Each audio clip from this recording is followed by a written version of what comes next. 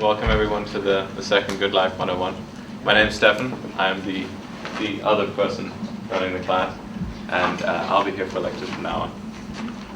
This evening I'd like to introduce Jacob Wilcock, Jacob Wilcock, who is a recent CMU alum. He did his undergraduate here in information systems and has recently graduated from Heinz with a degree in Masters in Information Systems. He travels the country, staying at fine hotels and eating at the best restaurants. And today, he's going to tell us a little bit about travel. So, welcome, Jacob. Thank you, Steph. Hi, everybody. Well, that's basically me. I graduated back in December. I'm now officially unemployed or an entrepreneur, depending on how you look at it. I'm staying positive. And aviation is my main specialty. I was teaching a course last semester in aviation safety, so I'm going to focus a lot on flying in private jets when we're talking about luxury travel here. Just for my sake, though, really quickly, can I get a raise of hands? How many of you guys are in Tepper? Okay, cool. Because I heard it was all Tepper students, but it's not. All right, great. How many people here tonight hold a passport other than the United States passport, even if you have both?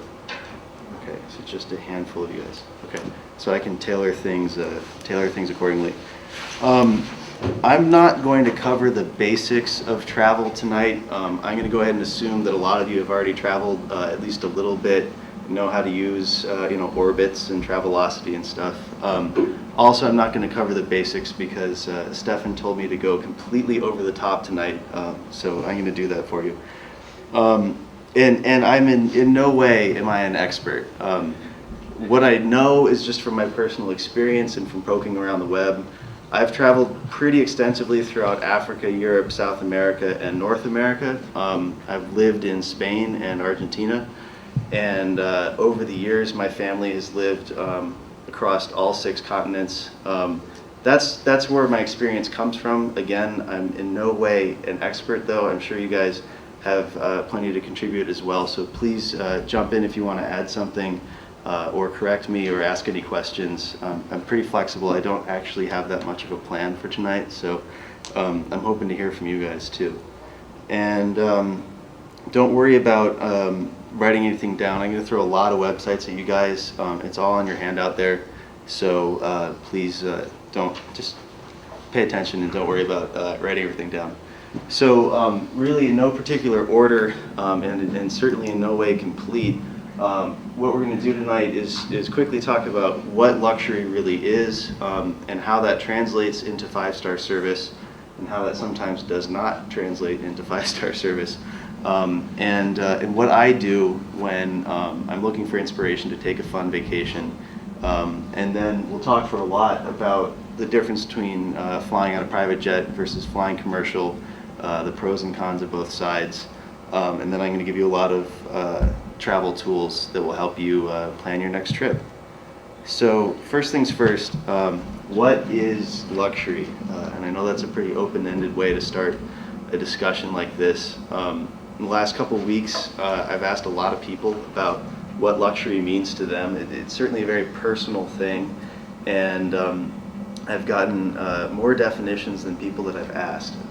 My favorite answer that I got was from a friend of mine, and her answer was, luxury is a really long lunch with friends that turns into dinner. And I thought that was great because it's basically, for me at least, what luxury means is just doing whatever the hell you want and enjoying yourself, whatever that may mean. So I thought that was a great definition, and I'm sure you'll hear many more definitions of that as this class goes on. Luxury often is accompanied with 5-star service, very expensive luxury items and travel. It is not always. I mean, I'm from Maryland, and when I'm driving back home to Baltimore between breaks at school, I always drive through Western Maryland, and some of the best farm stands in the country are out there in Western Maryland. And to me, there's just nothing more luxurious than like eating fresh peaches in the back of my truck on the side of the highway. Like that's not a very expensive endeavor, but that truly is luxurious. If you can get them at the right time of the year, they're absolutely delicious. So The difference here for me, especially in a travel experience, is having some character versus just having a bunch of flash. There's a lot of Trump hotels out there that will gladly charge you $800 a night for a really flashy experience that, depending on what your preferences are, might end up feeling very empty and kind of boring. Whereas there's other hotels that might be more in tune with the local scene and have a little bit more character. That might be a lot more fun, and that could have very little to do with their price point. And another thing you want to be really careful about if you are looking for a flashy experience, which I've done sometimes. I sort of went all out on a trip to Vegas this summer. Sometimes you get there and everybody's over 60 because they're the only people who can afford a trip like that. And if that's what you're into, that's cool, but that's sometimes kind of boring when you're our age, and you're looking for something fun. So character, I think, is one core thing that I look for in a luxurious travel experience.